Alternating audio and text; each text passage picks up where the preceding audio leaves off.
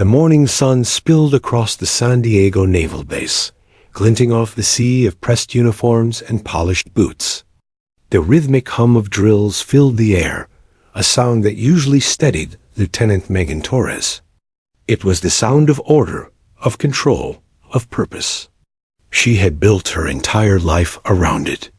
For 10 years, Megan had worn her Navy uniform with pride, the perfect creases, the silver nameplate, the subtle scent of starch and salt water. Every time she looked at herself in the mirror before heading to duty, she saw more than just fabric and insignia. She saw identity. Her father had served before her grandfather before him. She was continuing a legacy, one she'd earned through sweat and sacrifice. But that morning, as she approached her locker in the female officers' quarters, the world shifted. The lock hung open. Her uniform gone. Her ID, access card, and name tag missing. For a few seconds, she stood frozen, blinking, thinking maybe she had misplaced them. But Megan Torres was not someone who misplaced things. She ran her hand through the locker, checking every corner, every fold of her duffel. Nothing. Her stomach tightened.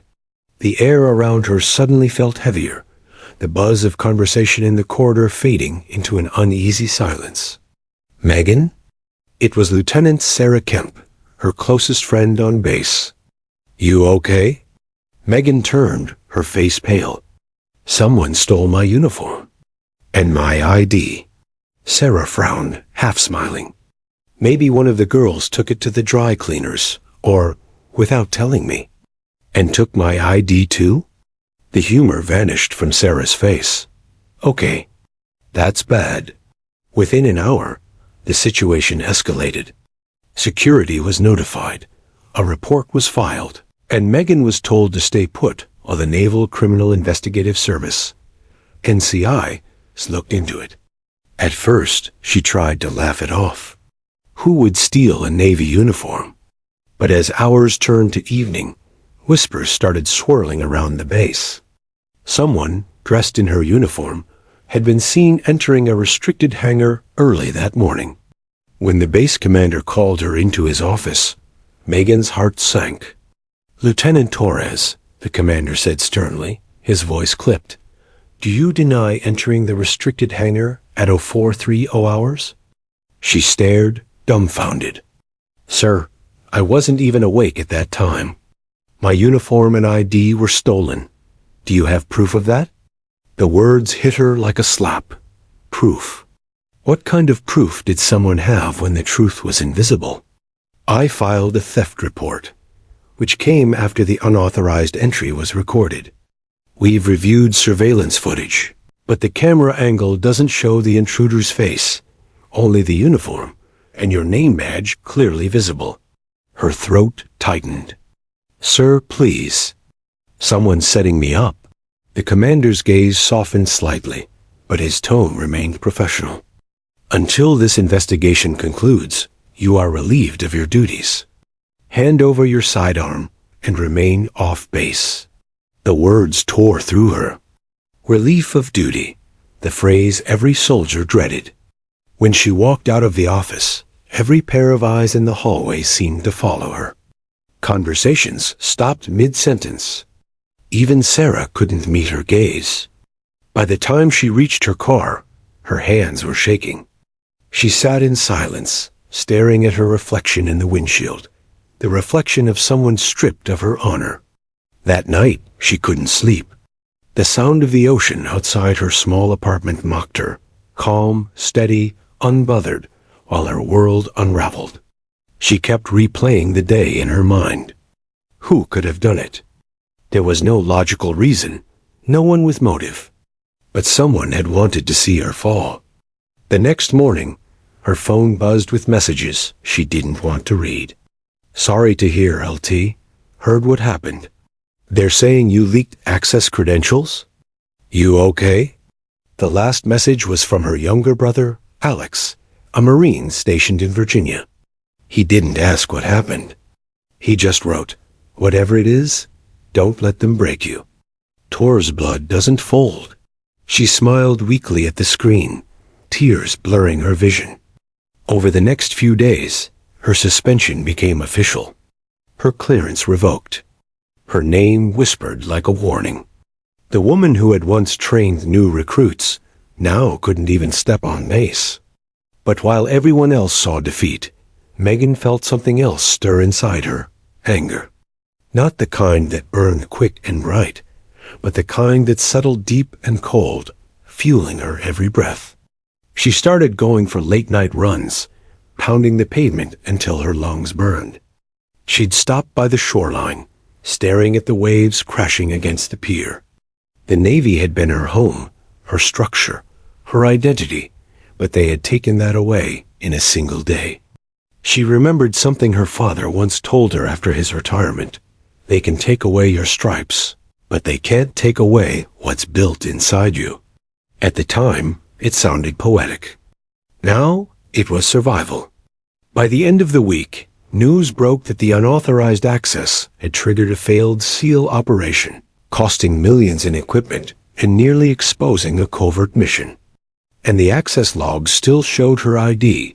Her name hit the internal report like a scarlet mark. That night, sitting alone with a cold cup of coffee and the soft hum of the TV, she watched a documentary on the Navy SEALs. The screen showed men crawling through mud, carrying logs through the surf, faces covered in grit and determination. They didn't flinch. They didn't back down. Megan leaned forward, eyes locked on the screen. "That's what I should have been," she whispered. The realization struck her. If the system wouldn't fight for her, she would fight like the system's fiercest warriors. In the following days, she mapped out every detail of the theft, the timeline, the access logs, the possible witnesses. But something about it didn't add up. Whoever framed her had insider knowledge, someone with rank, someone who knew the system better than she did. And that's when the question became not why, but who. The anger turned to purpose. The humiliation turned to focus. She started training harder, running longer, lifting heavier, studying SEAL tactics, mental conditioning, survival strategies. She knew she wasn't one of them. Not yet, but she would learn their discipline, their endurance, their edge. When she looked in the mirror now, she no longer saw the disgraced officer the Navy thought she was. She saw a soldier preparing for a different kind of battle, one without ranks, medals, or rules. Megan Torres had lost her uniform, but she was about to earn something far more powerful, fearlessness. And deep down, she made a silent promise to the reflection staring back at her. They stole my uniform. But when I return, I'll be wearing something they can't take. The suspension notice sat on Megan's kitchen counter like a silent accusation. The crisp Navy letterhead that once symbolized honor now looked like a tombstone for her career. For the first few days, she lived in a haze. The routine that had once defined her -500 wake-ups, precise schedules, daily briefings, was gone. The silence in her small apartment was unbearable. No drills, no orders, no purpose. She tried to drown it out with the television, but every military headline twisted the knife deeper. When a local reporter mentioned a female officer under investigation for protocol breach, Megan turned the TV off. Her phone vibrated constantly, but she stopped answering. Some calls were from reporters, others from old colleagues wanting her side. She didn't owe them a story. Not yet. Only one person she answered. Her brother, Alex. "Meg," he said over the phone, his voice tight with worry. "You've got to keep your head up. This isn't the end." "It feels like it," she muttered, staring at her empty uniform rack. "Listen to me," he said firmly. "You were the best logistics officer in the entire base. You earned that. They'll find the truth." She wanted to believe him. But every day, the whispers grew louder. The Navy had found traces of her login on restricted files connected to a botched SEAL operation in the Pacific. One small mistake had turned into a national embarrassment, and the name on the access logs was hers. The world she trusted had turned its back. The Navy didn't call her Lieutenant Torres anymore. They called her the suspended officer under review. One evening, she drove back toward the base, not to enter, but to park near the fence and just look. Through the mesh of steel, she could see the faint outline of the hangars, the echo of commands, the rhythm of drills. It felt like staring through glass at her own past life. That night, she went home and opened her laptop. If she couldn't serve, she'd learn. She searched everything she could about Navy SEALs, their training, tactics, mindset. Hours turned into nights. She watched documentaries of Hell Week, interviews with veterans, and read declassified mission reports. They pushed themselves beyond human limits, surviving where others broke. They had the one thing she needed most, unbreakable resilience. The more she watched, the more obsessed she became. It wasn't about wanting to become a SEAL. It was about understanding what made them impossible to destroy. By the third week, Megan started running again. Not the light jog she used to do after base hours. This was punishment. 5 miles before dawn, sprints until her legs shook, push-ups until her arms refused to move. Her neighbors probably thought she'd lost it, hearing her grunt and drop to the pavement in the middle of the night. But for her, it was therapy. Every drop of sweat was a rejection of defeat. Still, the emotional toll was crushing. She'd wake up some mornings feeling like a ghost. The shame clung to her. People she'd mentored stopped replying to her messages. Her commanding officer never called once. Even Sarah, her best friend, only sent one awkward text before disappearing entirely. One night, as she scrolled through military news forums, she found a post that made her blood run cold. Source says female officer's credentials caused leak in SEAL operation. She's done. The comments below were cruel. Typical. Shouldn't have been in that position anyway. She probably sold her ID. Disgrace. Megan stared at the screen, fists tightening. They didn't know her. They didn't know what it meant to dedicate your life to something and have it ripped away by lies. That night, she punched the wall until her knuckles bled. And when the pain finally subsided, she stared at her reflection in the cracked mirror.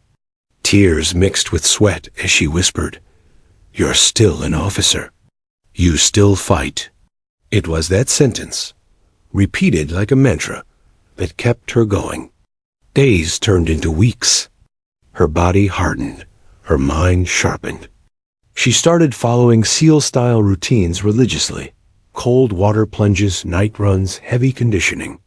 She studied their combat psychology, the ability to stay calm under chaos. She pushed herself so far that once, while sprinting uphill, her vision blurred and her knees gave out. She lay on the pavement, gasping, staring up at the dark sky. She could have stopped there. No one would have blamed her. But Megan Torres wasn't built to quit. She got up, and she ran again. Each night, she wrote notes about what happened the day of the theft: names, times, patterns. There was one name that kept surfacing: Lieutenant Commander Blake Rayner, her former superior. He had been in charge of logistics approvals and had access to every clearance level she did. He'd always been overly confident, sometimes dismissive of her input. And he was the last person seen near her department the night before her uniform disappeared. She didn't have proof, not yet, but instinct told her he was connected. Megan wasn't a detective, but she was a strategist. She began quietly reaching out to veterans and former colleagues, phrasing her questions carefully, looking for anyone who had crossed paths with Rayner recently. But no one wanted to talk. Everyone feared him. That's when she realized she couldn't fix this by following rules anymore. The Navy system was slow, political, and cautious. She needed someone who didn't play by those rules. Someone like the men she'd been studying. Someone who fought back. Her first lead came unexpectedly. A small veterans online group discussing stolen Navy gear being sold overseas. She read through every comment until one caught her eye. Talk to Eli Hunter, ex-SEAL. He knows what's going on. She saved the name. It felt like the first thread of something real. But she wasn't ready yet. She still had to be stronger. Mentally, physically, emotionally. So she trained harder. She turned her small apartment into a battlefield of discipline. Calendar marked with drills. Refrigerator cleared of anything unhealthy. Alarm set for 4 a.m. wake-ups. Every time she felt weak, she thought of that locker. Empty. Mocking. The uniform she'd earned with a decade of loyalty. Gone in one act of betrayal. She remembered the commander's voice. Do you have proof of that? She would. By the second month, the exhaustion became fuel. The pain became focus. And somewhere between the silence and sweat, the woman who had been humiliated began to disappear, replaced by someone new. Someone who didn't care about clearance badges or titles. Someone preparing for war. On her wall, she taped a photo of her father in his old navy blues and a handwritten note underneath. They stole my uniform. They won't steal my future. Each day she read it before heading out for another punishing run along the dark coastline. By the time dawn rose, Megan Torres was no longer running from her disgrace. She was running towards something: truth, redemption, justice. And the fire that had once been a flicker of anger had become a raging inferno. The Navy had taken her rank. The world had taken her name. But Megan Torres was building something new, something stronger. She was building her comeback. The rain came down hard over San Diego that night, painting the streets in streaks of silver. Megan sat in her car, parked outside a run-down veterans bar called the Harbor Post, watching through fogged windows as men in worn leather jackets came and went. Inside that bar was her first lead, Eli Hunter. The name had been whispered through veteran shack rooms for weeks. A retired Navy SEAL, decorated, and quietly discharged after an operation gone wrong. Some said he'd lost his team. Others said he'd walked away. What Megan knew for sure was that Eli had connections and information that could expose the smuggling network using stolen military identities. She took a deep breath, pushed open the car door, and stepped into the rain. The bar smelled of smoke, sweat, and bad whiskey. Old uniforms and flags hung from the walls, reminders of 1,000 forgotten stories.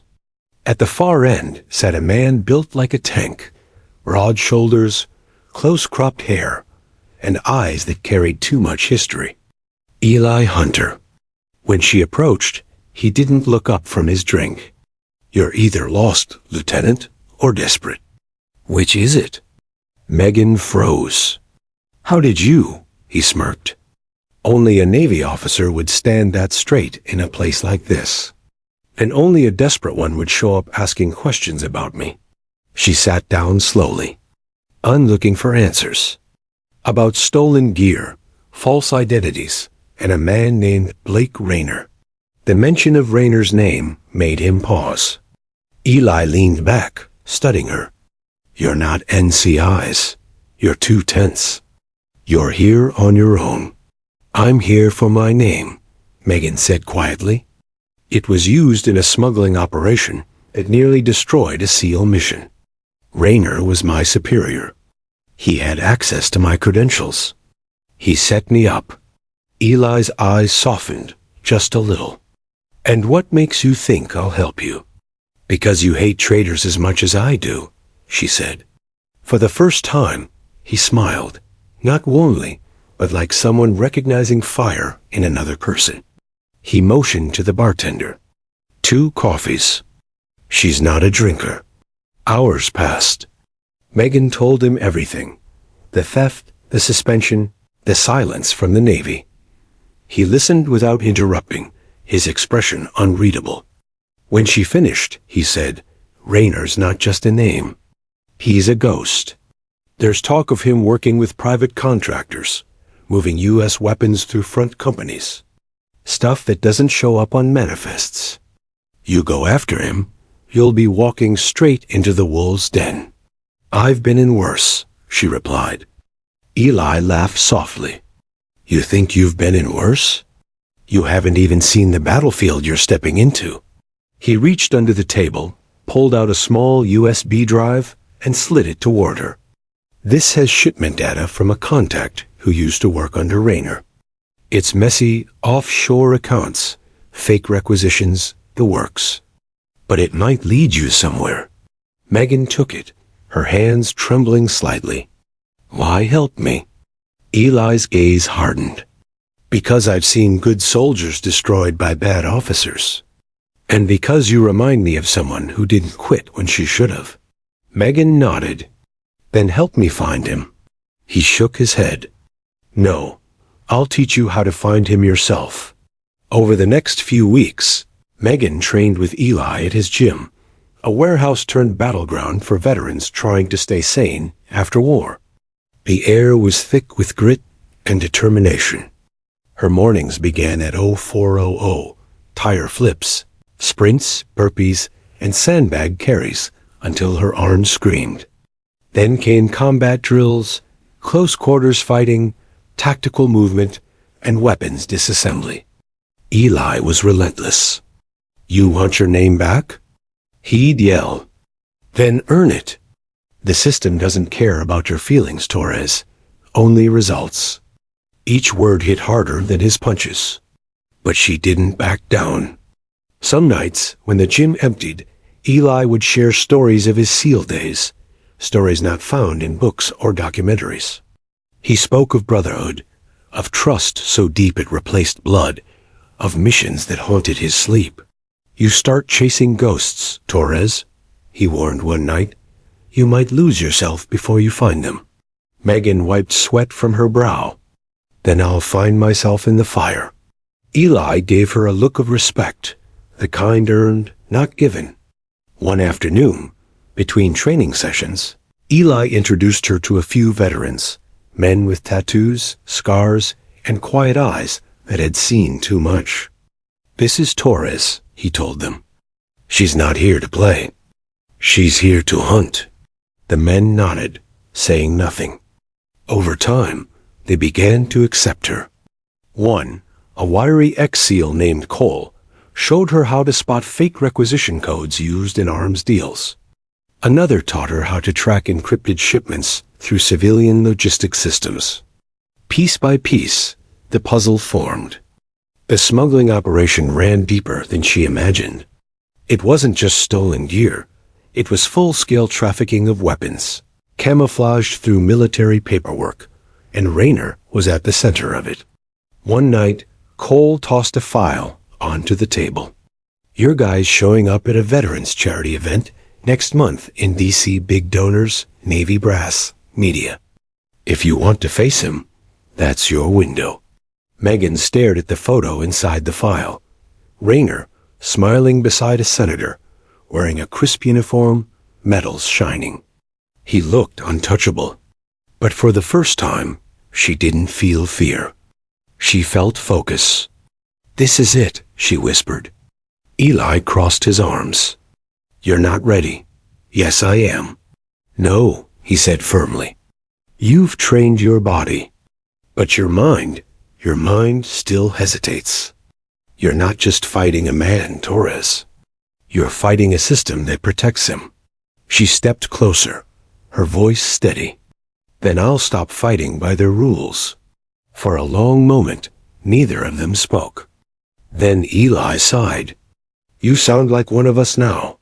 The night before she left for D.C., Megan sat on the gym floor, wrapping her hands in tape, staring at the scars forming along her knuckles. Eli walked over and handed her a small navy patch, faded, torn, but familiar. "I took it off my vest the day I walked away," he said. "You'll know when to wear it." She looked at him, confused. I'm not Seal. He gave a half-smile.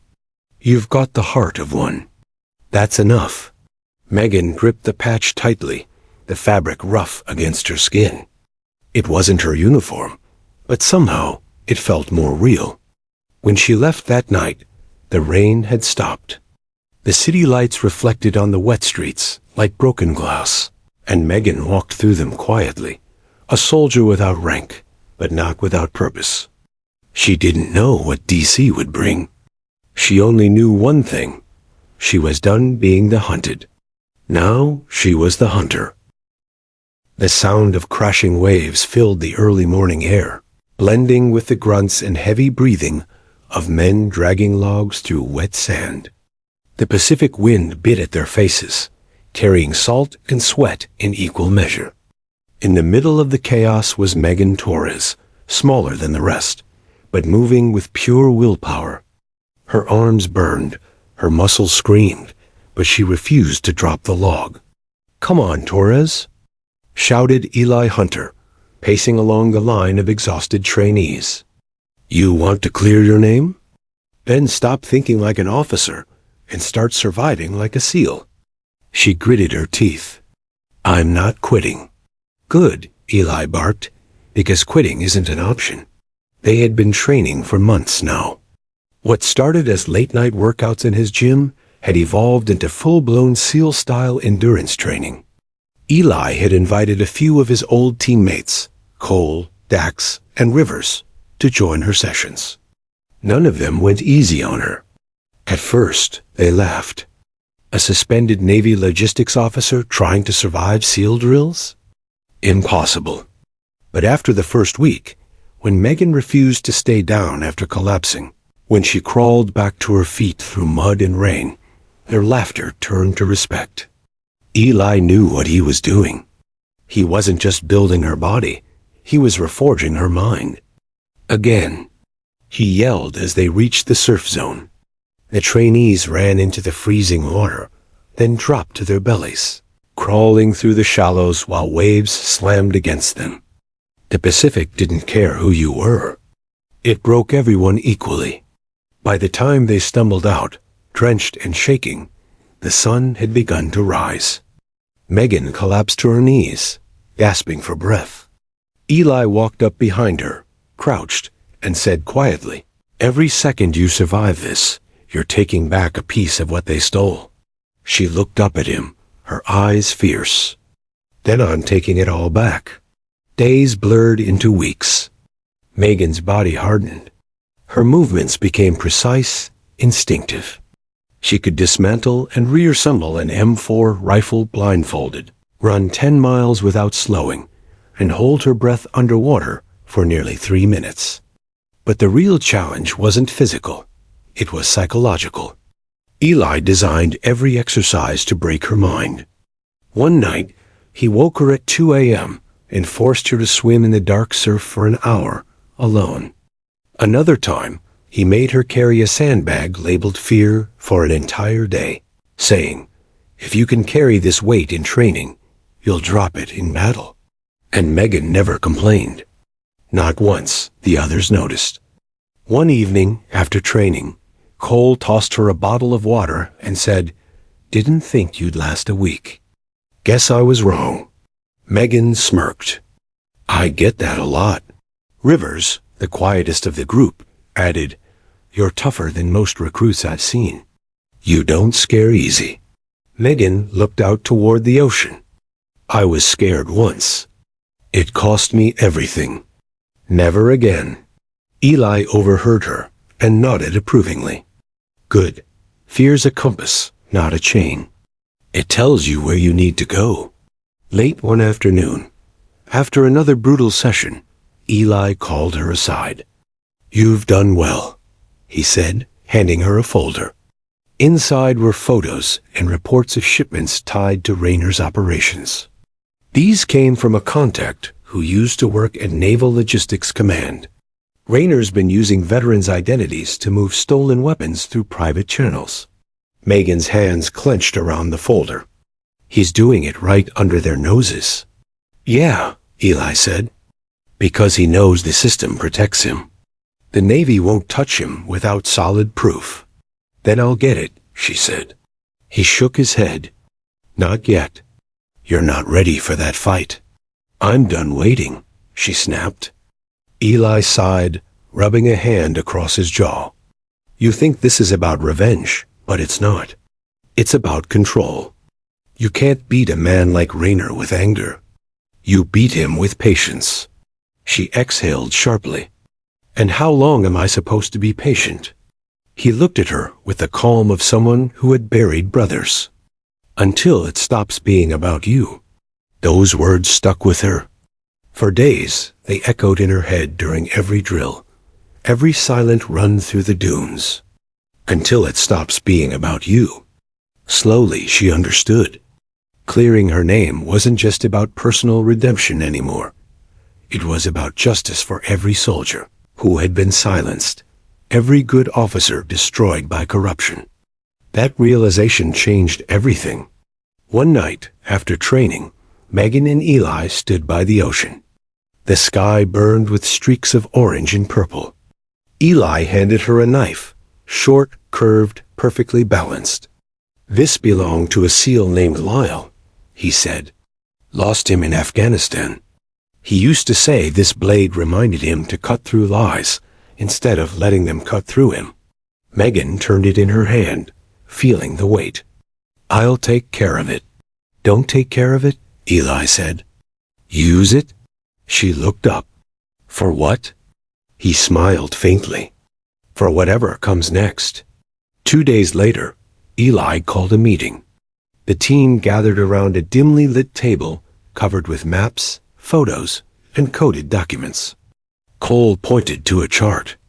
Rayner's hosting a veterans charity event next month in D.C. All the major donors will be there. Defense contractors, former admirals, senators. Perfect cover for backdoor deals. Megan's pulse quickened. He'll be surrounded by security. Exactly, Eli said. Which is why we don't go in guns blazing.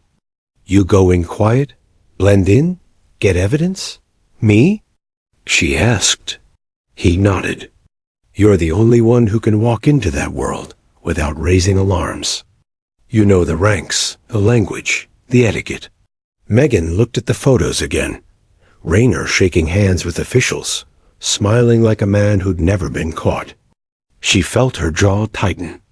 Then I'll go. Cole raised an eyebrow. You sure? That's shark-infested water. She smirked. Good thing I learned to swim. And next week's were a blur of preparation. Megan practiced surveillance techniques, micro-camera handling, and bluffing through security checkpoints. Eli drilled her relentlessly on situational awareness, how to read a room, how to spot danger before it happened.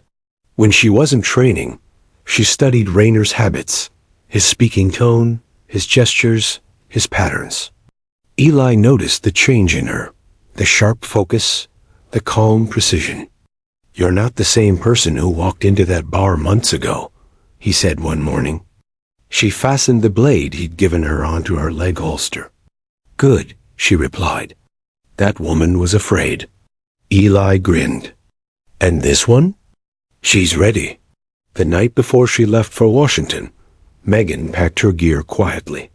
Inside her bag was a crisp Navy uniform, borrowed, symbolic. Not hers, but close enough.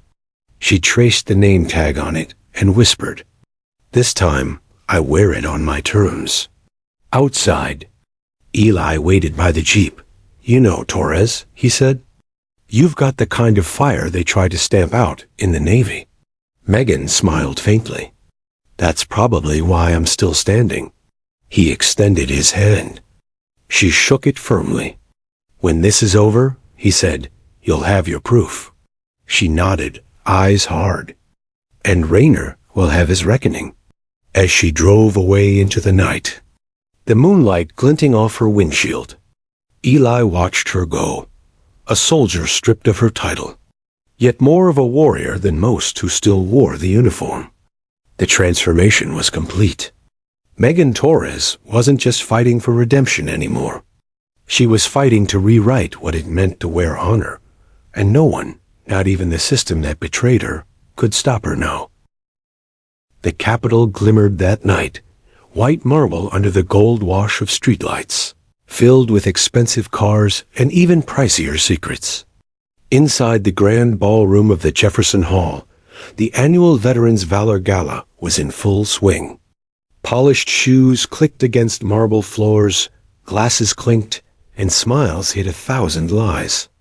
Among the sea of decorated officers, donors, and politicians, a woman in a crisp navy dress uniform walked through the crowd with quiet grace.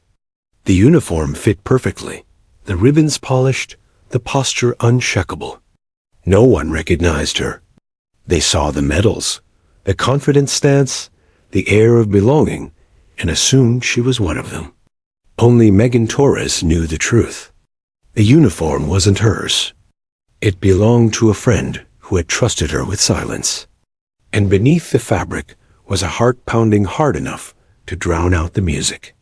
Her target was somewhere in this room, Lieutenant Commander Blake Rayner, the man who had destroyed her career, the man who had stolen her identity to hide his crimes.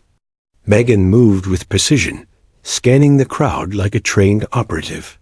Eli's voice echoed in her memory. "Blend in, Torres. Walk like you belong, but never forget why you're there. One mistake, and you're done." She smiled politely at a passing admiral, offering a brief salute before turning toward the far end of the hall, where Rayner stood under a chandelier, laughing with a group of defense contractors. He looked exactly as she remembered, tall, charming, and ruthless beneath the charm. In his hand, a glass of champagne shimmered like liquid gold. On his wrist, a watch that could buy a car. Megan's throat tightened. The last time she'd seen that face, she'd been stripped of her honor in a hearing room. But tonight, she wasn't the same woman. Tonight, she was a shadow in his world, unseen, uninvited, unstoppable. She moved toward the buffet, her eyes scanning exits, security positions, and possible escape routes. 2 armed guards near the doors. 1 plainclothes agent at the balcony. Cameras near the ceiling, none with blind spots. But Megan had come prepared. Pinned discreetly inside her jacket was a micro camera, connected to a hidden transmitter taped beneath her belt. Every movement, every word captured in high definition and streamed to a secure laptop Eli had set up across the street in a surveillance van. Her mission was simple: get Rayner on record discussing the stolen shipments. Her method, anything but simple. As Rayner finished his toast and moved toward the side lounge, Megan followed at a comfortable distance. The lounge was quieter, just a few guests and soft jazz playing through the speakers. When Rayner turned toward the bar, Megan slipped beside him, pretending to order a drink. "Whiskey neat," she said. He glanced at her, eyes tracing the ribbons on her chest. "Haven't seen you around before, Lieutenant." Megan smiled faintly. "Just returned from Bahrain." "Ah, logistics branch?" he asked, feigning casual interest. "Correct." He chuckled. "Then we've probably crossed paths. I handled procurement for several overseas divisions." Her pulse quickened. "You don't say." "That so?" she asked, tilting her head. "Then maybe you can help me with something. I've been hearing some unusual rumors about missing shipments. Someone's been moving Navy gear through private channels." Rayner froze for half a second, barely noticeable, then forced a laugh. "Rumors travel fast, Lieutenant. Half the time it's just bored officers making noise." Megan held his gaze. "And the other half?" He smirked. "The other half know when to keep quiet." Her camera caught every word. Across the street, Eli and Cole watched the footage in real time. "She's doing it," Cole muttered, impressed. "She's got him talking." Eli nodded, though his jaw tightened. "We need more. Something solid." Back inside, Megan leaned closer. "Must take a lot of coordination, moving that much equipment without the Navy noticing. Rayner's smile thinned. Let's just say I have friends who understand the value of discretion. And the profit? She pressed gently. He turned his head sharply, suspicion flickering in his eyes. You ask a lot of questions, Lieutenant. Megan smiled, unfazed. Old habits. I worked in supply chains. It's in my nature to track missing things. He chuckled darkly. Then maybe don't track this one. Some uniforms are better left unworn. That line hit her like a blade. Her heart stuttered, but her expression stayed calm. He knew. Not that she was here, but that someone out there had once been burned by the same system he manipulated. Megan forced a laugh, raised her glass and said, I'll drink to that. He clinked her glass lightly. Smart woman. As he turned to greet another guest, she slipped away toward the corridor. Her hands trembled slightly as she tapped her earpiece. Eli, did you get that? Every word, came his voice. That's enough to open an investigation. Good, she whispered. Because I think he's starting to. Torres, get out now. Too late. A hand clamped around her wrist. Leaving so soon, Lieutenant? Rayner's voice was suddenly sharp, his smile gone. Funny, I don't recall seeing your name on tonight's list. Megan's breath caught. Must have been an oversight. Rayner leaned closer, his eyes cold. Or maybe you're not who you say you are. Behind him, 2 security guards began moving her way. Megan reacted instantly. She dropped her glass, shattering it against the floor, a distraction, and spun away, slipping through the crowd. The guard shouted, but the noise of the gala drowned them out. She darted toward the service corridor, heels clicking against the tiles, ripping off her rank pins as she ran. Behind her, the sound of pursuit grew louder. Eli's voice crackled in her ear. Exit through the west kitchen. I've got a car waiting. Megan shoved through a door into a kitchen filled with startled chefs.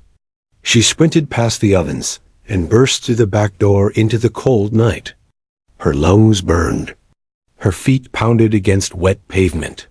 A black SUV screeched around the corner, Eli at the wheel. Move, he shouted. She dove in, slamming the door as the vehicle sped away. Bullets didn't follow. Rayner wasn't that reckless, but she knew what would come next.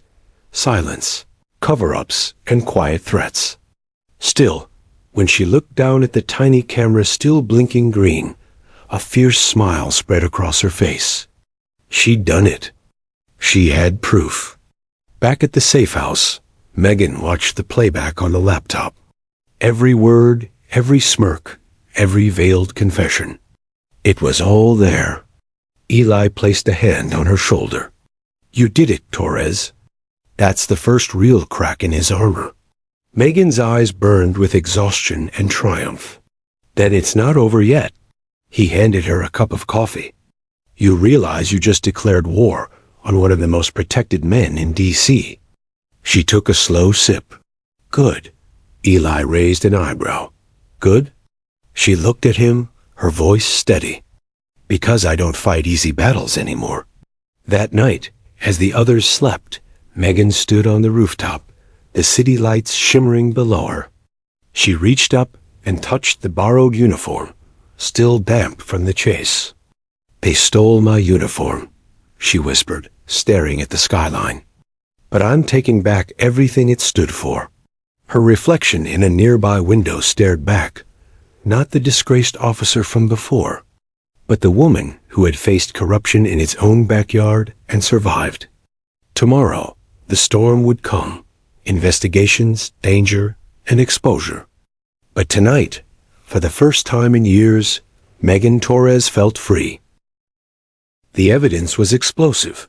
Rayner's own voice, casually confessing to crimes that could dismantle a Navy network. But days passed, and no action came. NCIS called her once, politely thanked her for coming forward, and promised to review the recordings. Then silence. Weeks later, A memo leaked online claiming the audio was unverified and likely manipulated. Megan knew exactly what that meant. Rayner had buried it. Again, she stood in Eli's gym, hands clenched around her phone, reading the memo over and over until the words blurred. "He's untouchable," she whispered. Eli looked up from the weights, his face calm but his eyes cold. No one's untouchable. That night, the team gathered around the same battered table where it had all begun. Maps spread across the surface, red pins marking supply routes and storage depots across the southwest. Cole leaned forward, tapping one. Rayner's operation didn't stop. If anything, it's grown.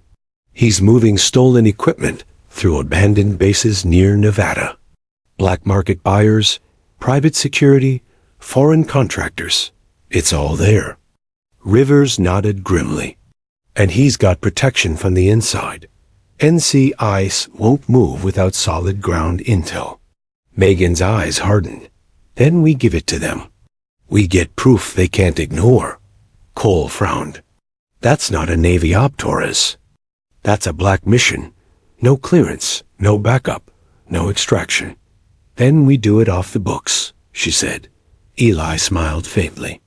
Welcome to our world. They called it Operation Redemption. The plan was simple but deadly.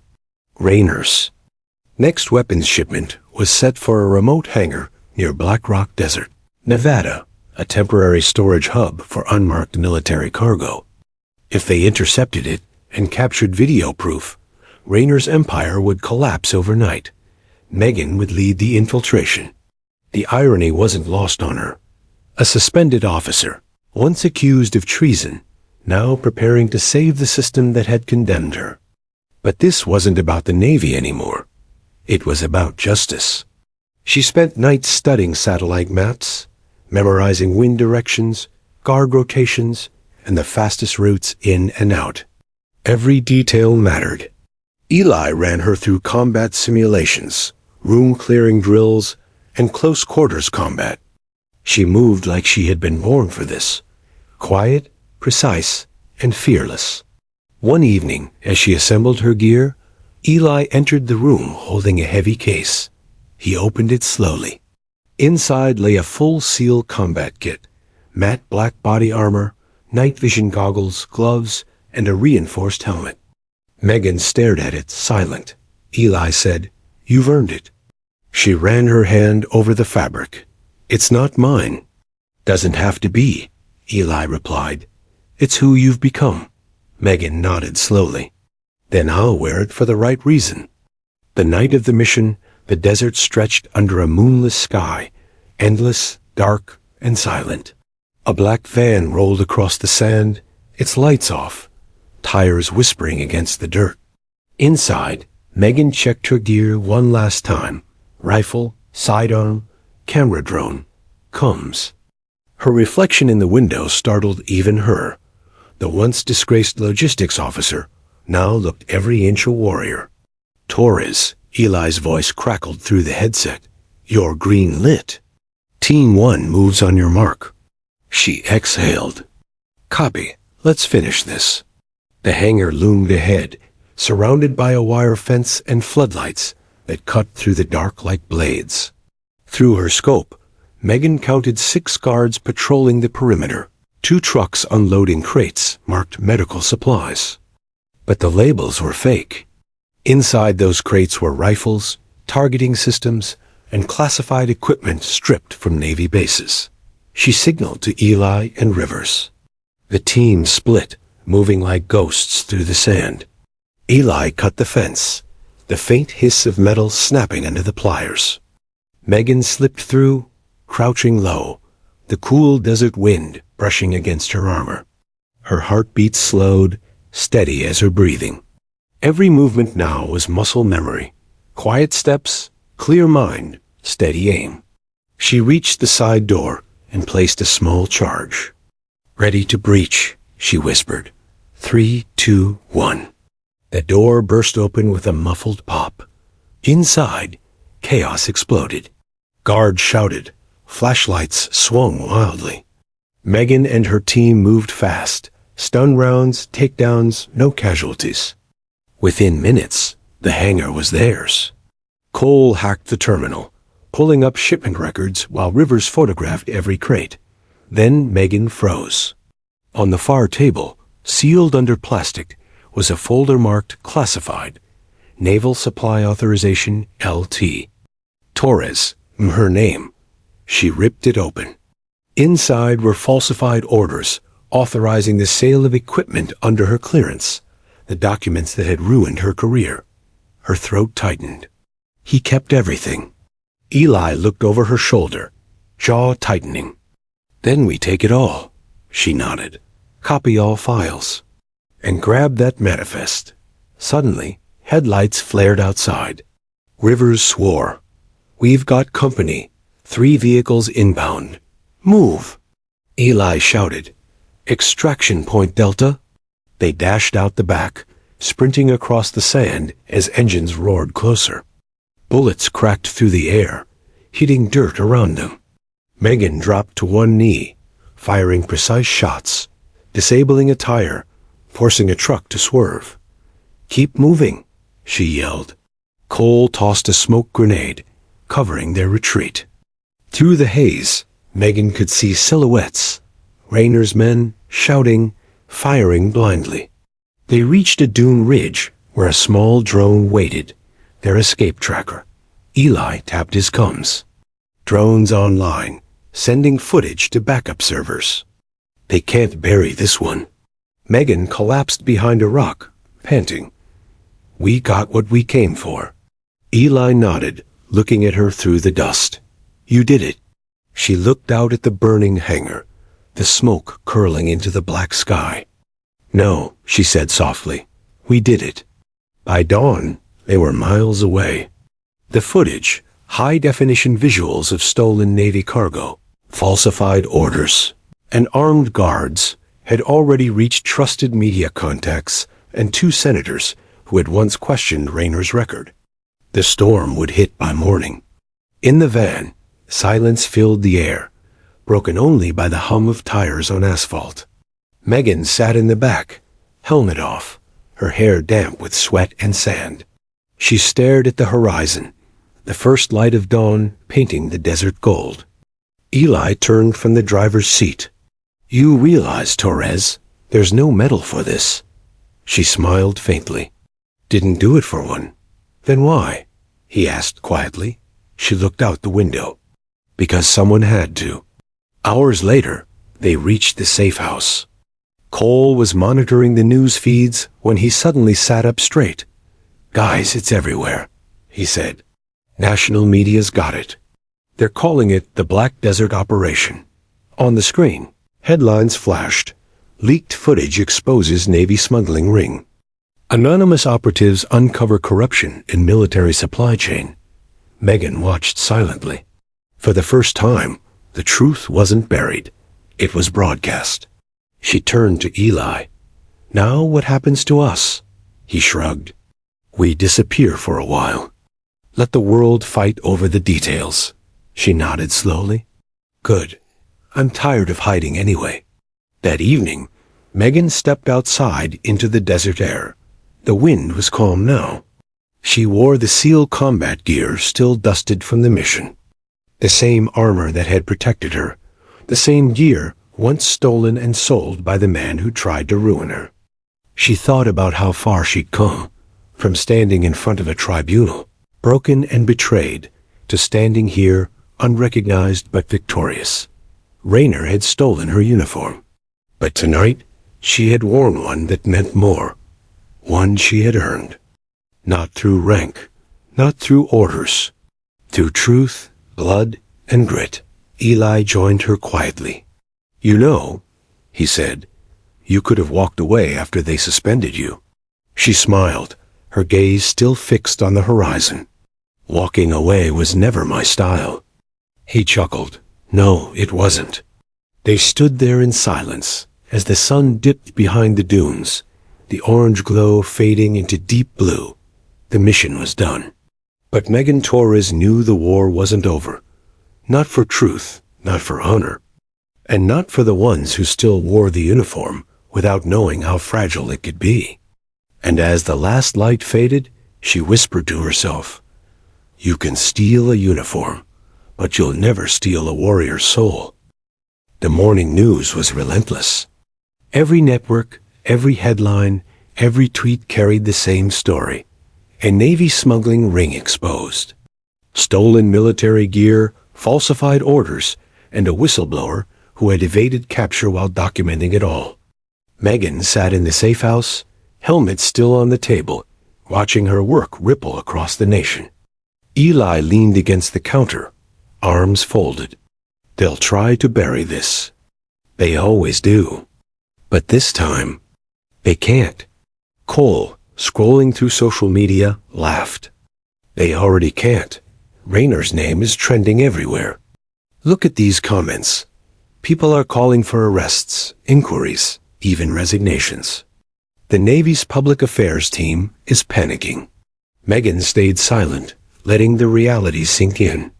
She had done this. Not the Navy, not NCIS, she had done it. And yet, there was a gnawing tension, the threat of Rayner striking back, of corrupt allies covering his trail. The first official response came within hours. A Navy press release confirming an ongoing investigation into irregularities in logistical operations. No mention of Megan. No mention of the brave operatives who risked everything. That didn't matter. The truth was out. Eli's voice cut through her thoughts. You're not done yet. He's still out there. And he'll come for you. Megan clenched her fists. And I'll be ready. I've faced worse. 2 days later, Megan walked into a congressional hearing, the first public forum to address the exposed scandal. The room was packed with politicians, Navy brass, journalists, and a live feed for national television. Rayner was there too, sitting smugly with a lawyer beside him. His eyes flicked toward her once, then quickly looked away. Megan's heart raced, but her expression remained calm, composed. The SEAL combat training had taught her more than physical endurance. It had taught her to master fear. When her turn came to testify, under the pretense of anonymity, a protected source, she spoke with clarity, detailing the operations, the falsified documents, and the video evidence. Every word she spoke cut through Rayner's carefully constructed facade. Outside the hearing room, the world watched as videos, photographs, and classified logs were presented. Social media erupted. The footage Megan had captured, Rayner's admissions, his manipulations, the cargo movement, could no longer be denied. Inside, Rayner's smug smile began to falter. Every slide, every log, every drone shot added weight to the case against him. By the time Megan finished her testimony, silence fell. Not the polite silence of civility, but the heavy silence of shock and disbelief. The hearing chairman spoke next. The evidence presented is damning. Further investigation will proceed immediately. Lieutenant Commander Blake Rayner is suspended pending review. A murmur of approval ran through the audience. Megan exhaled, letting the tension leave her body. That evening, she returned to the safe house. Her hands shook slightly, adrenaline slowly fading, but a small smile tugged at her lips. Eli poured her a cup of coffee. "You did it?" he said simply. She shook her head. "No, we did it. Without Cole, Rivers, and you, none of this would have been possible." He smiled faintly. "I know, but you were the heart of it." Megan took a slow sip, savoring the warmth. "The Navy took everything from me. My career, my uniform, my reputation. Tonight, I feel like I took it back. And more." Eli nodded. "More than that. You've shown them all, corrupt officers, bureaucrats, the public, that one person with the right courage can still make a difference." But the victory was bittersweet. Rayner wasn't just suspended. He had allies, contacts, and a vast network determined to protect him. Megan knew the danger wasn't over. One night, a message appeared on her encrypted device. "You've started something you can't finish. Back off, or face the consequences." She read it, her fingers tightening around the device. She felt the old fear stir for a moment, but it passed. "Not anymore." She typed back simply, "I don't back off from justice." The next step was public vindication. Megan arranged a discreet interview with a major network, appearing in full SEAL combat gear, not to intimidate, but to show the world who had truly earned the right to stand against corruption. The anchor asked pointedly, "Why reveal yourself now? Why take this risk?" Megan's gaze was unwavering. "Because no system is perfect. People will fail, betray, and manipulate. But courage, integrity, and accountability aren't tied to rank or position. And when I saw the chance to expose the truth, I couldn't let it pass. Not for me, not for anyone who serves honorably." Her statement went viral within hours. Public support surged. Former colleagues who had once abandoned her reached out with apologies and praise. For the first time in years, Megan felt seen, not just as a logistics officer or a suspended officer, but as a warrior in her own right. But Rayner's response was swift. The following week, he attempted to leverage political connections to discredit her. Lawyers sent letters. Public relations teams released statements calling her unauthorized and reckless, and sympathetic media tried to frame her as a vigilante. Megan remained calm. Every response was calculated, every action deliberate. Her evidence, her testimony, her planning, it was airtight. And when Rayner appeared before a separate review board, the cameras captured it all. Security footage, drone video, and her testimony left no room for a spin. The board had no choice. Rayner was stripped of rank, court-martialed, and charged with multiple counts of fraud, endangerment, and misuse of military property. The final blow came months later. Megan stood outside the courthouse as Rayner was escorted into custody. His once confident smirk was gone, replaced by a hollow, defeated gaze. She had expected satisfaction, perhaps even vindictive joy. But when she watched him handcuffed, she felt only relief and a deep, quiet pride. The system had finally corrected itself. Back at the safe house, Megan sat alone on the rooftop, staring at the city lights. The night was calm, the wind soft against her face. Eli joined her, leaning silently against the railing. "You did it," he said quietly. "I did what I had to," Megan replied. "But more importantly, I proved something." "Yeah?" Eli asked. "That a person doesn't need a uniform, a rank, or even approval to fight for what's right. Courage isn't granted, it's earned, every single day." Eli smiled. "Sounds like a SEAL to me." Megan laughed softly. For a moment, she let herself rest in the victory. The mission completed, the truth exposed, the man who had stolen her honor finally brought to justice. And as she looked out over the city, she knew this wasn't the end. It was the beginning of her real life, a life defined not by the uniform she wore, but by the unwavering strength of her own soul. The wind swept across the San Diego coastline, carrying the faint smell of salt and possibility. Megan Torres stood atop a cliff, staring at the endless Pacific, her SEAL combat gear hanging in the back of her Jeep. For the first time in years, the uniform on her back wasn't stolen, borrowed, or symbolic. It was hers, earned not by rank or paper, but by the battles she had fought, the courage she had shown, and the justice she had delivered. Months had passed since Rayner's downfall. The Navy had begun internal reforms. Several corrupt officers were under investigation, and stolen equipment was returned to the bases it had been ripped from. Megan's testimony had led to a quiet acknowledgement, an offer to reinstate her rank and clear her record. But she hesitated. Eli joined her, carrying 2 cups of coffee. He handed one over and leaned on the cliff rail. "You're not going back, are you?" Megan shook her head slowly. "I could. They'll reinstate me, give me the title, maybe even a medal. But that's not why I fought." Eli sipped his coffee. "Then why?" "For integrity.